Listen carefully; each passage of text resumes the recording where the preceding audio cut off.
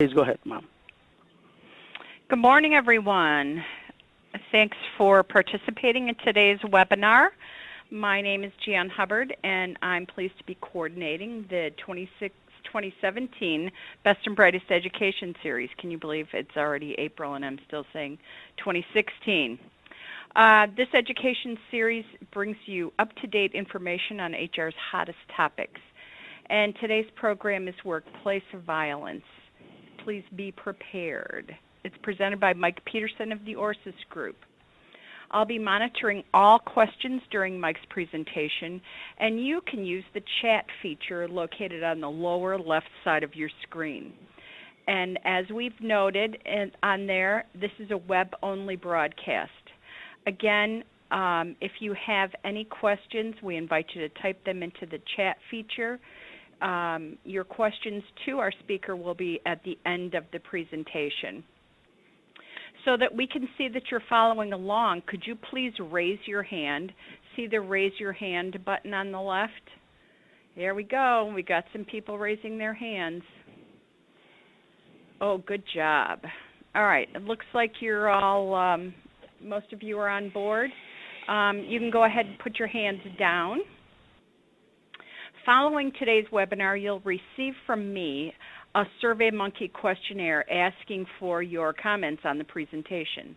On that will be a place for you to indicate that you would like to receive a certificate for 1 hour of recertification credit. It is separate from the feedback requested at the end of the webinar by Level 3. It's the only way for you to receive a certificate, and it will be for 1 hour of general HR education. So it's my pleasure to introduce Mike Peterson. He is the leading global expert, well, he's one of the leading global experts in security and risk management.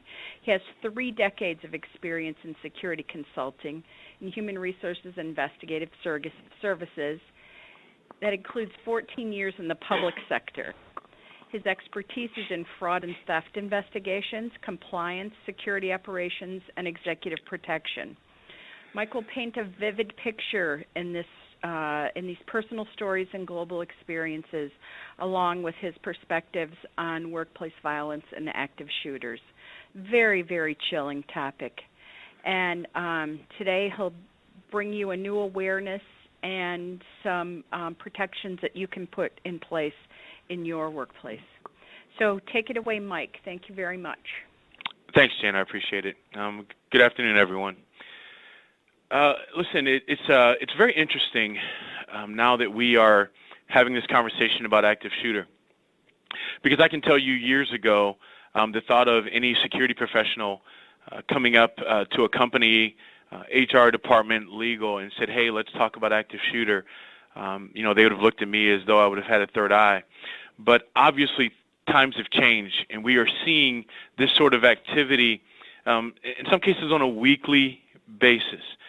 And so now what companies have realized is it's important to educate their people. So the great thing about this horrific topic, the fact that, I get that no one wants to talk about it, and when you think about the events that have occurred through time, how terrible they are.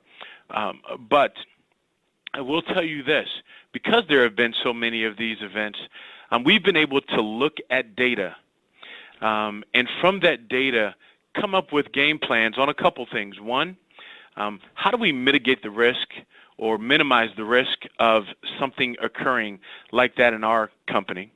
And 2, God forbid, if something happened, what can we do to arm and educate our people?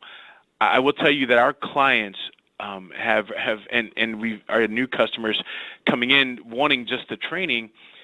They are committed to this because they see both the concerns and the benefits of it. So hopefully when this is done, you'll understand where I'm coming from.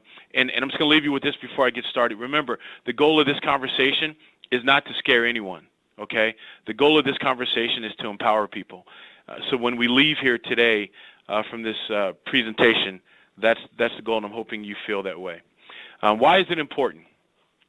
So we look in 2013, we use as an example, there were 397 fatal workplace injuries in the United States that were classified as homicides, right? Which worked out to about 9% of all workplace deaths. So if you think about that, that's a huge number. When you think about all the risky jobs that people perform every day, right? And you think about all the concerns that people have every day, no one ever has the concern or thought that they could be involved or be a victim of a workplace violence homicide, whether it be through a stabbing or a gunshot or physical means, right? 4/5 of the homicide victims die from gunshots, though, and that's important for us to know. Why is it important? I say this all the time. Every company that had a workplace violence shooting never had a workplace violence shooting until they had a workplace violence shooting, meaning they were just like you and I. They were just like the people on this phone. Too often, we get caught up in the news. And so with the news, there are no names, there are no faces, there are no stories, okay? But realistically, the people that have fallen victim to these sort of incidents are people with names and faces and stories and families. So if they were to be able to be here today on this call, they would tell you this is extremely important. And it's important because although it's a once in a million opportunity for something to happen, that once it does happen, it changes your life. It changes the trajectory of a company. It changes the mood of a company. So that is why we're sitting here today having this conversation, because we get it, right? No longer can we say it's not going to happen. No longer can we say, hey, you know what, that's just something you hear about but never hear. Because we see it now, it's in our face every single week. So it's not a question, it's about if it'll happen, it's about when. And when I make that statement, by the way, we're not talking about active shooter only. We're talking about workplace violence incidents. Times have changed. People have a much different way of dealing with stress and dealing with issues. And so we have to evolve, right? So there's an increasing awareness of this issue, and it's critical to the safety and security of all of our communities. And this is something, I will tell you, I get this a lot from the attendees of our trainings. I will get people that call me or email me back and say, hey, you know what, I was talking to my kids about this at school, and it's amazing what I found out and what we discussed, or their spouses. So keep in mind, all the information we get here today, this is going to be information that you'll be able to use, not just at your workplace, but at home as well.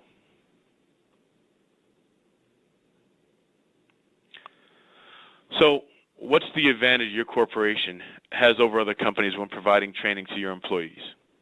What's the advantage of you being on this call today? It's very simple. It's awareness. Because like I said earlier, the data that we have now is a game changer. And listen, it has impacted law enforcement. It's impacted the mental health community. It has impacted corporations, schools. It's big. And so the fact that you're on this call is that first step, because what you're going to get from this when we're all said and done is that, you know what, I can have a positive impact. I can make a difference. Why is it important? These are just some of the shootings that we have seen in the past, right? Dating back 2006, right? And we'll have more updated shootings, but these are just some of the examples of why this conversation is important. So we look at various causes and reasons, right, as to why this occurs. Ethnicity is one, gender identity, racial, sexual orientation, religious. There are a lot of reasons why, especially on the outside, why this occurs. We take a look to a 2011 Harvard School of Health study talking about bullying.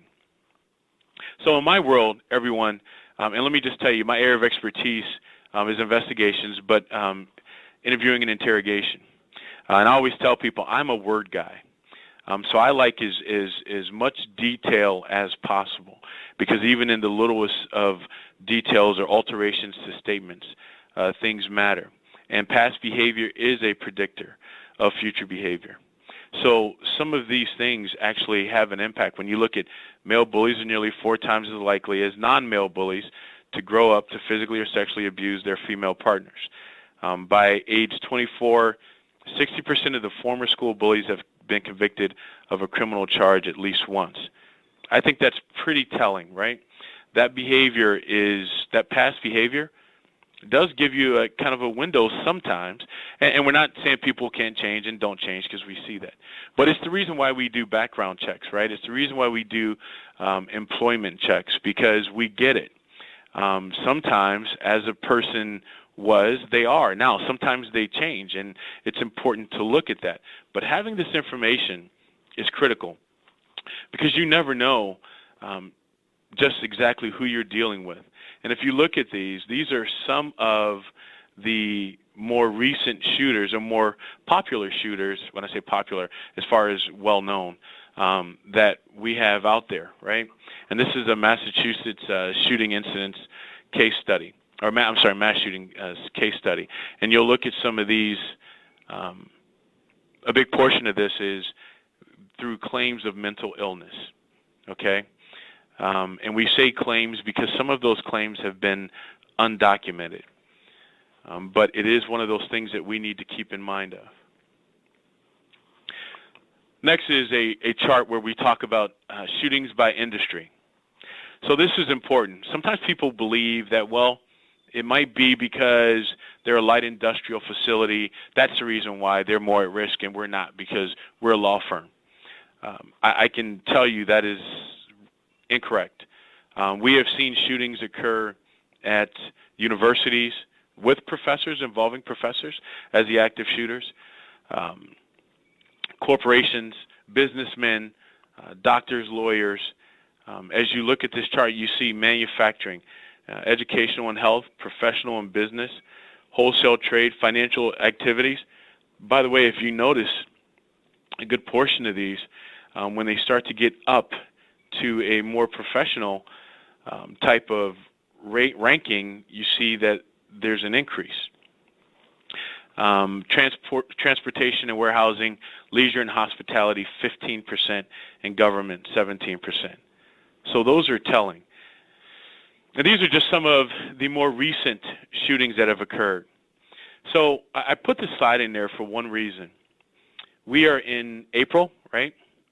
I just gave you a glimpse of just January. Think about this. You know, there used to be a time when an active shooter incident was so rare, it made major news. But I'll tell you that in some cases, unless there are mass casualties, or unless there's some other attributing factor, some of these, a good portion of us don't even hear.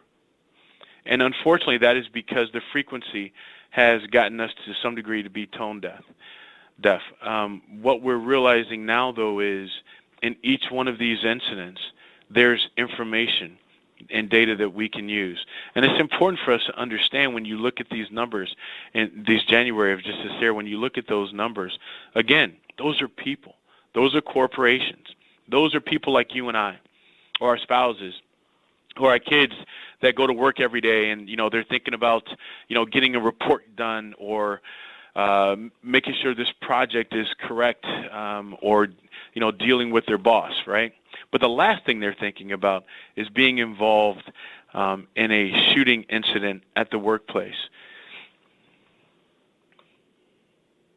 And by the way, if you have any questions, don't hesitate to stop me and give me just fire away, okay? Got it, Mike. They can type in the questions in their chat, and okay. If they're you know, highly regarding that slide, I'll interrupt. Okay, great. Okay. 60% of active shooter incidents end before the police arrive. That's an FBI stat. You see Aurora Theater, it said 1.5 minutes before the police arrive, 2 minutes in Tucson. Columbine was 3 minutes. Washington Navy Yard was 6. So a couple of things. when you talk to most law enforcement officers, so I'm a former law enforcement officer, although I will tell you, in the area where I live, I am an active member of our active shooter response team. So I have to go through training yearly with our local sheriff's department on how to respond to active shooters, and we go through a variety of training. What I will tell you, though, is most officers who get into a shooting will tell you that it seemed a lifetime. Can you imagine what 2 minutes would, and by the way, the average shooting for a law enforcement officer is 2.1 seconds. So 2.1 seconds. Imagine if that seems like a lifetime. Imagine what 2 minutes feel like, or what 3 minutes feels like, right? It seems like forever. And by the way, the Columbine response time is actually misleading, okay? And we'll get into this. But if you remember how I said that the shooting incidents have changed how police responded? A great example is this. It took an officer 3 minutes from the time the call was sent into dispatch to the time the officer arrived. It took him 3 minutes. The first thing that officers used to do back then would be the uniform officers would arrive at the scene. They would then secure the perimeter. A call out would go to the SWAT or hostage rescue team or special weapons team. And then they would gear up, go to the scene, go through a briefing, and then respond. Okay? Well, what's going on while all of that activity is going on with the police? Right? People are dying. Okay? So those days have changed how law enforcement responds to that, because now we understand, you know what? That's a risk. So we'll talk about their response time. But the big question is, what do we do? Okay? So in the time that it takes from the first time the first shot is fired or the first violent act is done, right, until the time law enforcement does, who is responsible for your safety? Right? It's you. Right? So what are we doing in that time? You know, I'm not a believer in fate. I don't believe in leaving my life up to fate. I believe that our actions do dictate how things turn out, okay? And so I'm going to tell you that, you know, your response matters, right? And so when we look at our response, typically, we find 3 human reactions, okay, in that situation: fight, flight, or freeze, right? And I'm going to ask you, if you look at those being the 3 reactions that we have, fight, flight, or freeze, which one would you choose and why? Now, I'll tell you, some will say, hey, you know what? Most don't say fight, by the way. Most will say flight or freeze, okay? Very few will say fight. And when we're done with this training, you're going to understand the difference between fight, flight, and freeze, and which one of these works the best, and how in any situation, if you're forced into it, you have a chance to survive. And remember, I said this earlier, this conversation will in fact empower you, and the data backs it up, okay? What we're going to talk about today is based on a training, a principle that was developed by ALICE, right? ALICE is a training program of alert, lockdown, inform, counter, evacuate. It is a common practice. It really grew from Columbine. You see a lot of government agencies, both federal, state, and local, and schools adopting to this ALICE type of response.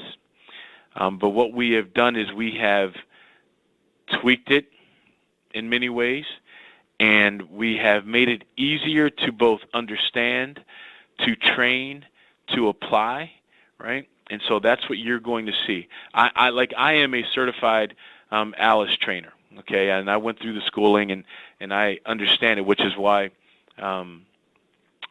I can tell you that the basic principles that started with Alice are impactful. The primary focus of this was to improve survival rate of people who were caught in a violent situation. Okay? Again, we don't leave life or our lives up to fate, right?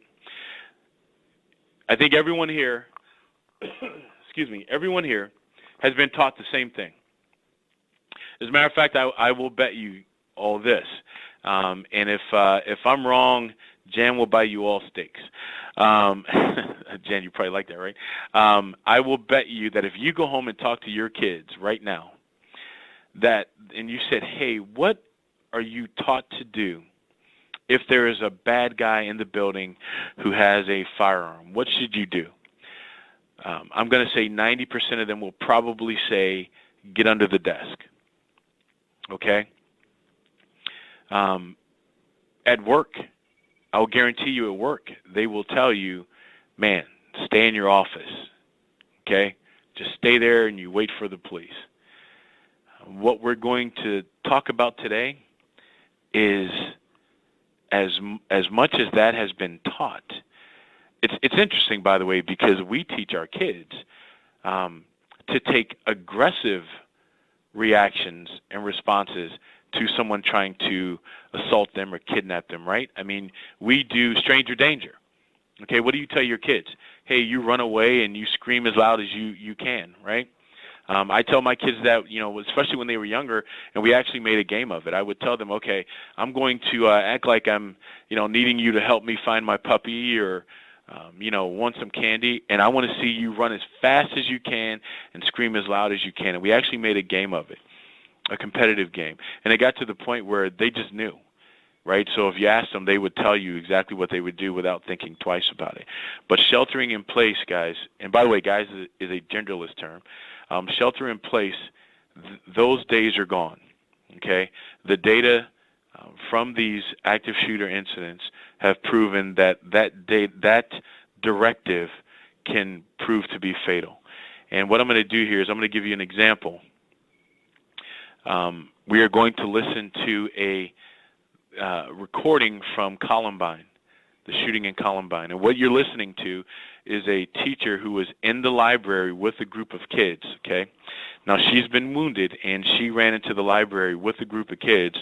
And I want you to pay close attention to the things that she says, okay?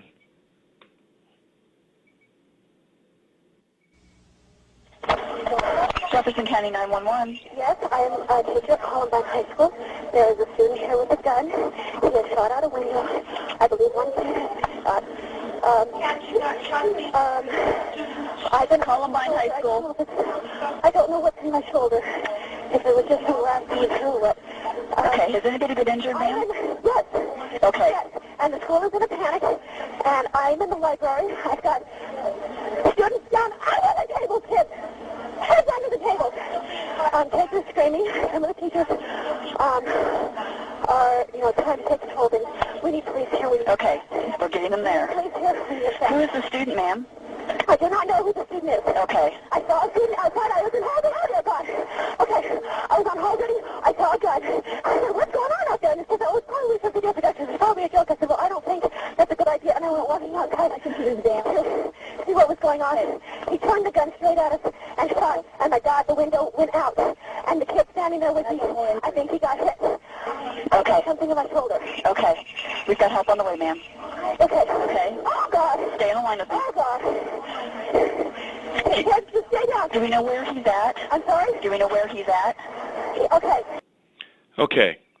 I understand some of you may have had issues hearing the audio, so let me tell you what it was. It was of a teacher.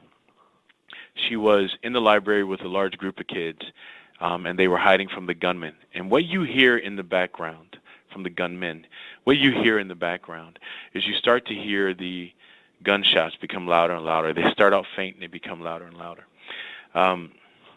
Keep in mind that the highest number of casualties during that shooting occurred in the library. You hear the teacher advising dispatch of what's going on. And in the audio, you will also hear her repeatedly yelling for the kids to get under the desk, okay? What you don't know, and by the way, that teacher was doing exactly what she was trained to do. That is what she was taught. What you don't know is that they are about 80 feet from a door that could have gotten them out of harm's way and outside. So the point to this is the days of just sheltering in place, those days are gone. I will tell you that when I talk to my kids, I explain to them that you are to get out of that building as soon as possible. And everybody has their different views and opinions, but having seen the data, this is exactly what I share with my kids. And frankly, I remember they said to me, hey, but Dad, what if Mrs. Johnson gets mad at me? And my response is, who do you want mad, Mrs. Johnson or me, right? I see the value of getting out of harm's way, and you're going to understand that. So the basic principles that we are going to discuss, now that we know why we are having this training, we know the impact, we see the frequency has increased and continues to increase, right? But now it's about, what do we do? What do we do to protect ourselves? How are we going to empower ourselves? It's very simple. The process is easy to remember. It's called run, hide, fight. Okay? Simply put, it has been proven that those who have been involved in active shooter incidents, who choose to flee or run, that they have an 80 to 90% survival rate. Okay? That's pretty impressive. Equally as such, those that don't run or did not try to get out of harm's way, 80 to 90% more likelihood to be killed. And then the last one is fight. It's a last resort. Now, I have to tell you, so I deal with HR people all over the world. And by the way, just so you know, as big of a U.S. situation as this is, I have done more training globally within the past 2 years than I have ever on this particular topic and issue. Because of the incidents in France or in Brussels at the airport, right? This is not something that is strictly just for America anymore. Granted, America exceeds anyone by far in these sort of incidents, but now everyone is dealing with it. But in dealing with HR, when we were coming up with designing this training, it was brought to my attention that, hey, the word fight seems a little strong, okay? And what we said is, I get that, okay? And we could put in things like resist or impede or something like that. But to be honest with you folks, the bottom line is, if you're ever in this situation, fighting is exactly what you're going to have to do. The word fight embodies the mindset and the commitment to what's needed in order to survive, okay? So in order for you to be able to survive, you've got to have that will and that desire at that point in time to fight back, and it matters. I will tell you, for all of you that may have seen the bombing in the shooting in France a couple years ago now, I believe, there's a video of one of the terrorists standing outside of a cafe, and he was pointing his assault rifle at two women and literally standing right in front of them, and he literally is pulling the trigger, and their hands are facing them, covering their face, and his gun's jammed, so he keeps trying to pull the trigger. He ends up not being able to, and they run off. Right? Our goal in this training is that even in that instance, you're not waiting to find out whether that firearm is operable or not. Right? You are, at that point in time, willing to do what you need to do to survive. Okay? Now, how do we know that this whole run, hide, fight really works? Well, here's an example. Virginia Tech, okay? Everyone remembers the Virginia Tech shooting, okay? When you look at where those shootings occurred, excuse me, we're gonna go room by room, and we're gonna talk about what the response of the occupants were, and then the results of the confrontation. In room 206, there were 14 people present. They sheltered in place. 10 were killed, 2 were wounded. In room 211, there were 19 people present.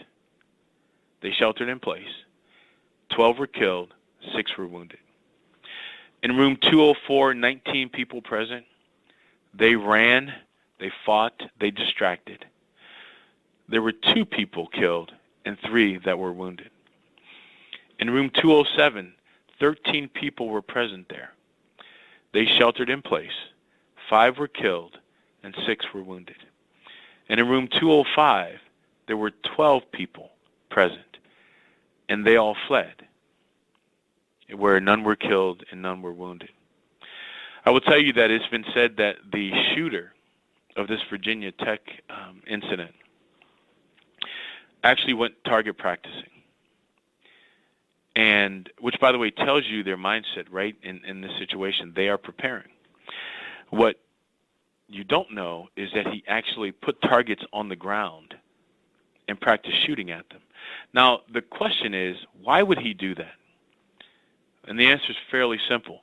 He knew what we were trained to do. He knew what the response would probably be for those potential victims that he was going to confront. So when you look at these numbers, when you're looking for something to back it up, well, now you know, okay? And when we talk about fight, we talk about, hey, well, you know, should we wait for the police? What should happen? Well, let's look at a study put on by New York Police Department in 2011, okay? They looked at 202 incidents and said, how did those incidents resolve themselves, okay? So let's look at that. Applied force was used. That was 93 of the incidents that occurred, 46%, meaning that the officers either had to shoot them or fight them, or in order to effect an arrest, right? There was some level of resistance by law enforcement. And then no applied force. 28 of those bad guys just gave up, okay? That's 14% of that 202. What about the ones that committed suicide or attempted suicide? 80 of those, which is 40%, committed suicide or attempted suicide. So keep in mind, we're not saying that they killed themselves before they killed everyone else. No, that when the police confronted them, they took their own lives. And always remember this, and I have worked workplace violence investigations, and I've worked 5 that were homicides or actual workplace violence fatalities around the globe, but I have worked, into the thousands of workplace violence incidents. And here's what I have learned. Here's what I can tell you. If someone is suicidal, they are also homicidal. And that is a hard thing for people to hear. But I will tell you the first time I learned that was when I was working in criminal intelligence and Vice. And a call went out over the radio that a young man was threatening to kill himself. And so we took the call. We were nearby, so we took the call before the uniform car came up, and we knocked on the door, and the kid ran out the back of the house with a rifle, with a shotgun, a sawed-off shotgun. And so he's running. We give chase. He actually turns around and levels his gun at us. And I can tell you at that point, I dug about 2 feet under the ground, right? But I realized something at that point. And what I realized is that if he was okay with taking his life, is he really going to be concerned about my life, right? And that's something that you need to remember. Even when you're coming across situations where a person has threatened suicide or implied suicide at the workplace, right? I mean, there is a need to make sure that they get the help they need to help them get better, but also keep in mind that the obligation to all of the other associates that are there, okay? And always remember this, by the way. When you do an investigation, when I do an investigation, I always say I want everything. You remember the old Dragnet TV show where they say, just the facts, ma'am? I don't believe in that. I want everything. I don't care if you went to a fortune teller. Tell me what she said, right? And here's the reason why. You need as much data as you can in order to make a sound decision on how to handle that associate. Whether it's an EAP, whether it's getting them out on a fitness for duty, whatever it is. But you need to make sure that you are looking at a clear picture of everything. There was a federal agency that came out with a risk type of survey or form that you would fill out, and then you can determine at what level of a risk is the employee. Well, that's great as long as you know everything, right? But if you don't know that his wife is cheating on him, or her husband's cheating on her, or that they have a drug problem, or they lost all their money because of gambling, if you don't know those things, then your assessment's going to be skewed. Okay? So this is a good example of a shooting that occurred in Manchester, right? The incident occurred at 7:25 was when the first shots rang out. The police showed up at 7:35, where they actually showed up and entered the building. That is 10 minutes. Think about the time and what's going on at that point. So with all that going on, what do? Who's responsible for your safety long before the police show up? Right? We are. We understand, and it's been proven that, yes, to stop a bad guy, typically is, and we say this all the time, the only thing that stops a bad guy with a gun is a good guy with a gun. Now, when I say that, by the way, because I've had people say, oh, well, great, I've got my CCW, I'll go out. And I tell people this, that's not what I mean. You want trained law enforcement officers who can respond appropriately. And let me tell you why that is. When a law enforcement officer responds to a scene, that officer is doing more than just looking for the bad guy. That officer is also looking at the backdrop, because he or she knows that whatever response that they give or that they take could impact someone else's life. Okay? As a matter of fact, let me tell you that the accuracy of a police officer in a shooting in this situation can drop from 90% down to 15, 20%, where the accuracy of an active shooter gunman is fairly high. Their hit rate is probably 80 to 70%. And the difference is simply this. The officer is looking for ways not to hurt anyone else. That bad guy or bad woman, they don't care. Okay? So there's a lot that goes into it. In our training, it's a rigorous training, and we are training all the time, and it's because we have to do two things. Yes, we want to address the threat. We want to stop the threat. That's not about, shooting someone. It's about stopping the threat, okay? We want to change behavior, okay? But we also have to keep in mind, and it's the first thing that comes to any law enforcement officer's mind is, I don't want to hurt anyone else. So that's always a reason. So, again, I've heard people say, hey, we can carry guns, and our response is, keep in mind what trained law enforcement officers or security professionals do. So what ending should we plan for and develop for, right? Police intervention, training our people on how to respond, right? When the police show up and there is an active shooter, we throw our hands up and we aren't yelling or screaming, we're running out and not getting in their way, right? Do we plan for suicides? Absolutely. Weapon malfunction. Those are the things that we're planning for in order for a gunman to stop, right? Or civilian intervention, where a gunman is confronted because someone decided to fight, okay?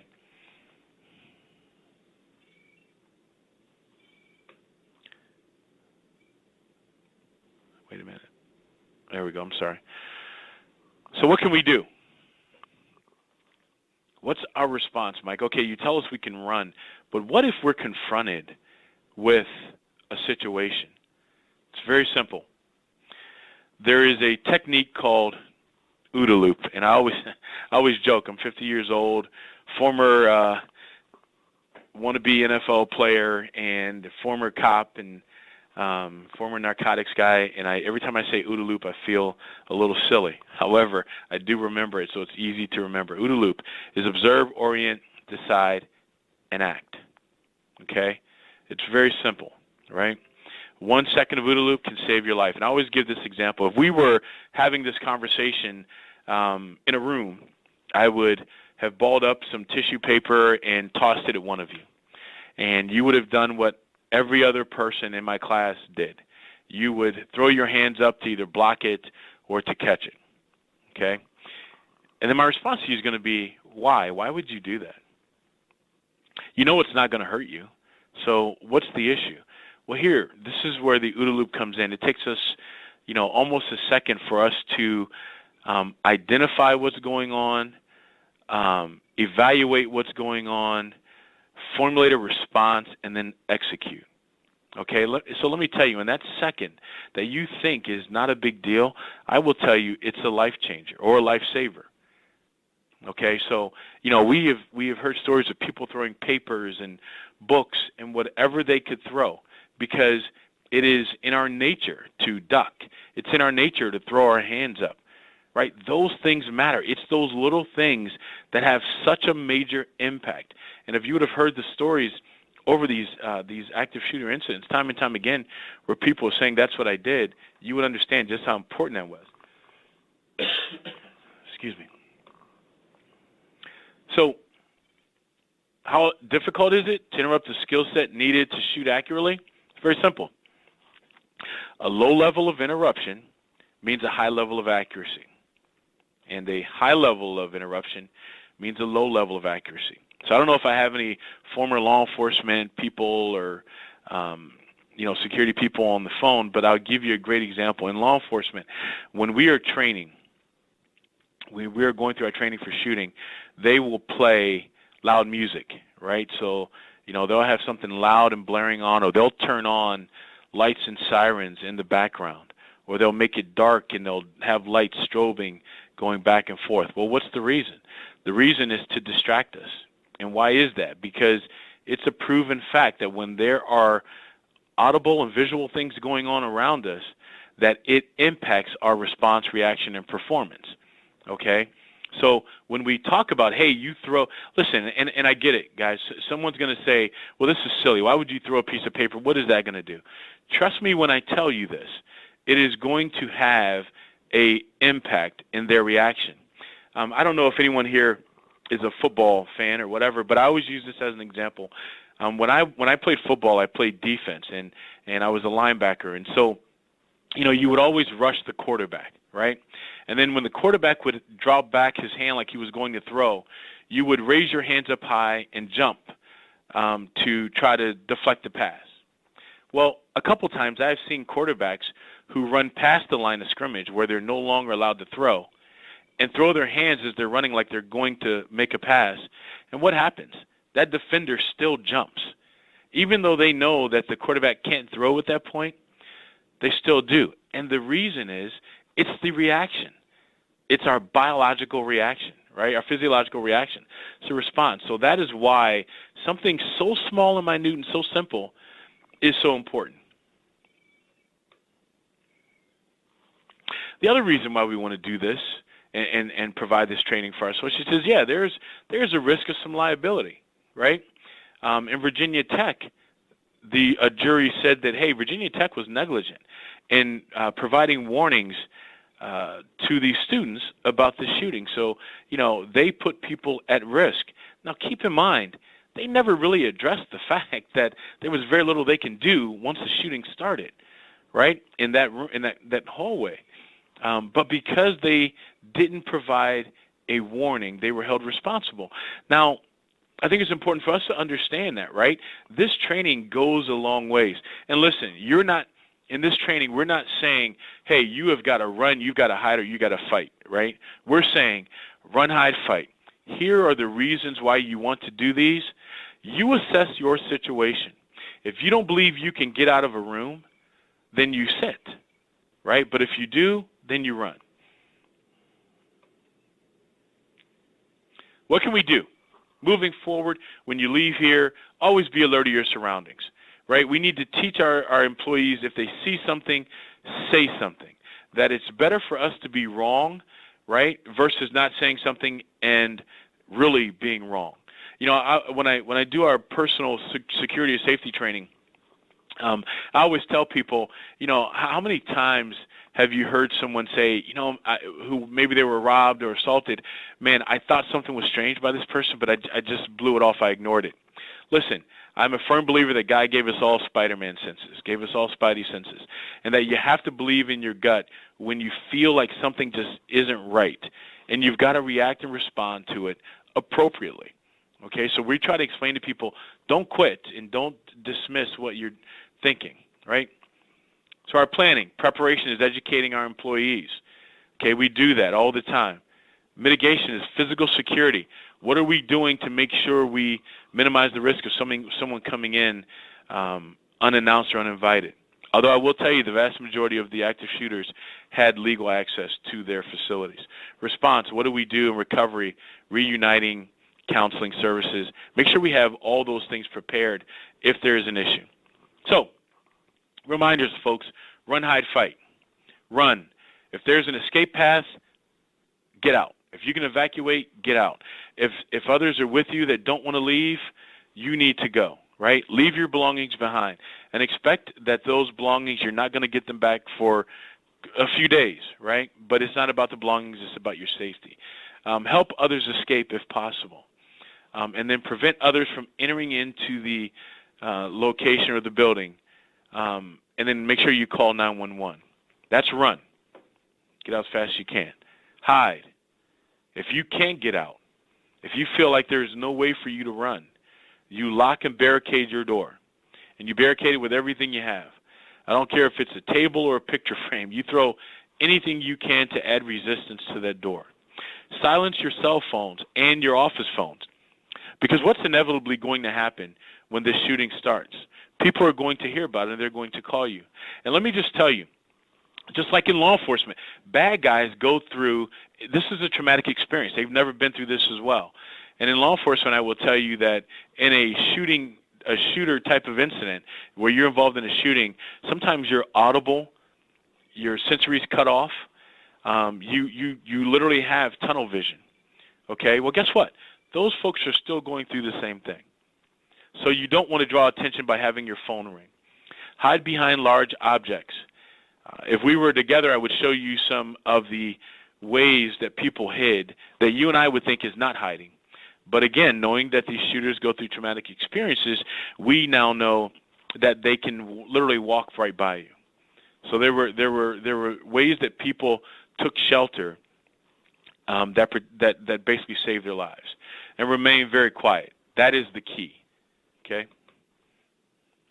And then lastly, fight. And again, we use the word fight because that is exactly what you will do in case of that situation. Attempt to incapacitate the shooter, okay, with whatever, a chair, a desk, your phone, whatever the case may be. Act with physical aggression. Again, it's important, you know, when I use physical aggression, it's intentional to say that because literally that's what you are going to be aggressive in your confrontation in order for you to survive, and improvise weapons. That's anything. Like I said, that could be your cell phone, that could be a chair. And then lastly, like everything else in life, like we tell our kids, you commit to your actions. That's extremely important, okay? So I'm going to show you a video here that's going to run through kind of what the run, hide, fight scenario is, and you'll be able to take a look at it, okay? I'm going to warn you that it is a little bit graphic. If you'd like to just listen to the audio or just turn the sound down, it can be a little bit disturbing, but believe me, it's important information. Thank you, Jay.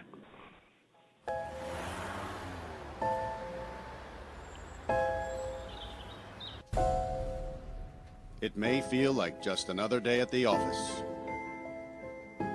but occasionally, life feels more like an action movie than reality. The authorities are working hard to protect you and to protect our public spaces.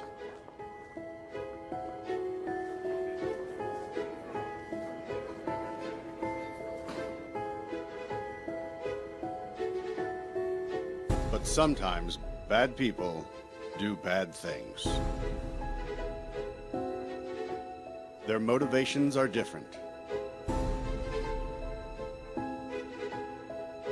The warning signs may vary, but the devastating effects are the same. And unfortunately, you need to be prepared for the worst.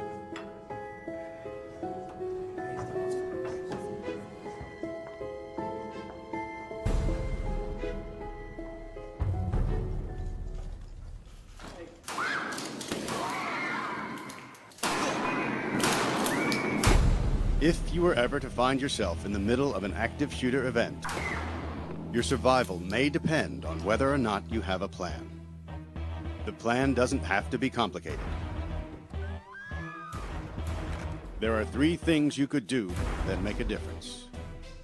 Run, hide, fight.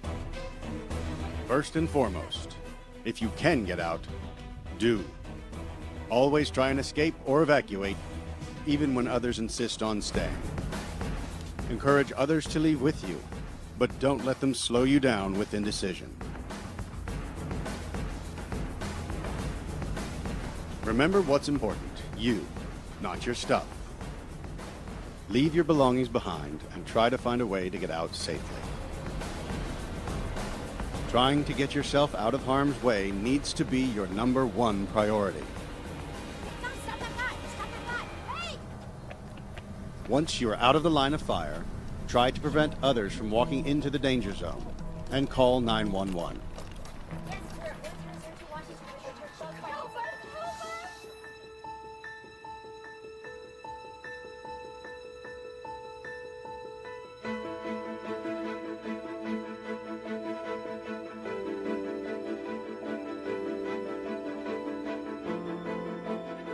If you can't get out safely, you need to find a place to hide.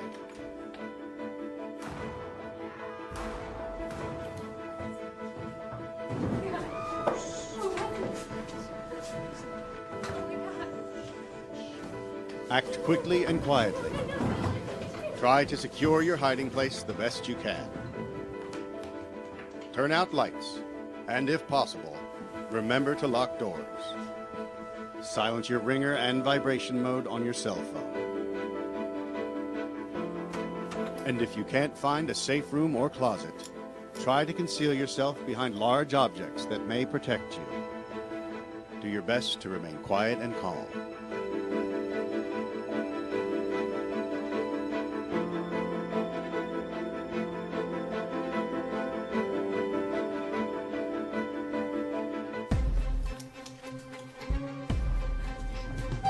As a last resort, if your life is at risk, whether you are alone or working together as a group, fight. Act with aggression. Improvise weapons. Disarm him. And commit to taking the shooter down, no matter what.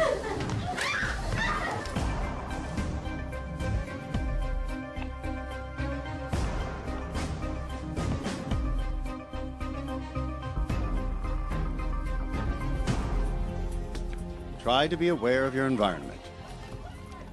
Always have an exit plan. Know that in an incident like this, victims are generally chosen randomly. The event is unpredictable and may evolve quickly. The first responders on the scene are not there to evacuate or tend to the injured. They are well trained and are there to stop the shooter.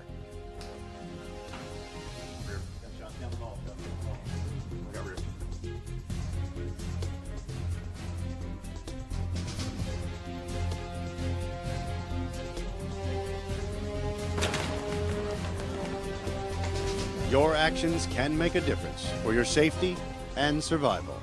Be aware and be prepared. And if you find yourself facing an active shooter, there are 3 key things you need to remember to survive. Run, hide, fight.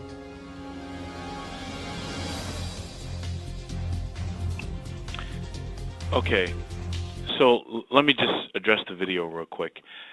It is graphic, and trust me when I tell you, I get that, and we try to warn people every chance we get. Although the feedback, honestly, has been phenomenal as far as seeing the video and understanding how it's applied, I would just say this to you. It is a horrific topic that we're discussing. There is nothing good or that you know, hey, I can't wait to hear this subject, other than the fact, folks, that as we started before, there is no mistaking these sort of incidents have increased significantly. And what you are doing to your employees and your associates is giving them, and your family, because I guarantee you, you will talk about this to your families, you will be giving them the tools they need to survive. Because the Virginia Tech shooting was as telling as any other, right? We no longer, you know, I will hear people say this all the time, that if someone wants to get you, there is nothing you can do. Well, I will tell you this, that is not the attitude of a winner. And I will tell you, having the mindset of preparation, actually there's a lot you can do, because you're going to follow your gut. You're going to feel when something is wrong. And then because you're going to think about it, you'll think about it today, and you'll think about it tomorrow, and you'll think about it next week, and you'll hear about it on the news, and you'll think about it again. You're going to formulate a plan, whether you know it or not. You're going to have formulated a plan. And that plan will have like I said, God forbid, if you're ever involved in that incident, it will have a direct impact on how you respond. So I will tell you, you know, some of the companies that we work for, we actually put on scenarios. Some of them we just do the training and we sit down and we talk about it, and we are very honest and frank. You saw in that video at the end law enforcement's response. When we were talking about Columbine, I told you that things have changed from a law enforcement perspective, and here's what it is. Now when there is an issue, I respond directly to the threat, where before I would wait for the police. So if I'm the first guy on the scene, I respond to the threat. But anyway, I would like to thank everyone for taking the time to listen to this presentation. Do believe it's an important one, and I hope and pray that it has that even if it's had kind of a nerving impact on you, that you do see the content as being valuable, because truly it has made an impact on people's lives, and hopefully that, you know, it will give you guys something in your families and coworkers something to think about as well. Are there any questions, Jan? Yeah, thank you very much, Mike. It's chilling, it's disturbing, it's emotional, but it's very, very important. And I really want to thank you for bringing the data and the facts behind it, and showing that you know, people are working on looking at you know, what's behind the scenes in this. So Sure. Someone asked, should we try to talk to the shooter? Okay. When there is an active shooter, they spend little to no time talking. In many cases, now listen, I say this, I'm going to say this again. At that point in time, you may feel like that's your only option. But looking at so you know, you do what you feel, but looking at the data and the responses, these guys spend less time shooting. There are times when they have targets that they are going after, but keep in mind, an active shooter's main goal is to inflict as many casualties as they can in that one incident. So it would be in most cases, it would be very difficult to engage them. And if you notice, one thing you don't see is you don't hear, you know, there's a hostage negotiator who responds. And I'm a FBI trained hostage negotiator, and I will tell you that at no point in our training it's hey, here's what we're going to do to kind of talk those guys off. And we don't because we haven't had a scenario that I know of where the individuals have taken time to actually talk about it, right? Once they're engaged, and their engagement at that point is to cause death and destruction. Yeah, very, very, very scary. It is 1 o'clock, so again, thank you so much. Thank you to everyone for participating in the webinar. You will receive from me a questionnaire asking for your comments on the presentation and a place for you to indicate that you would like to receive 1 hour of continuing education credit. This will be the only way for you to receive it. And Jan, if there are any questions that anyone has, you can provide my email and they can send them to me and we can respond. Great. And this will be available on the Best and Brightest website, and it will be available for you to show for your employees. So thank you, Mike, very much. And we'll sign off now. Okay. Thanks again. Take Mike, care. you and I can stay on. Okay, great. Ladies and gentlemen, that does conclude the conference call for today. We thank you for your participation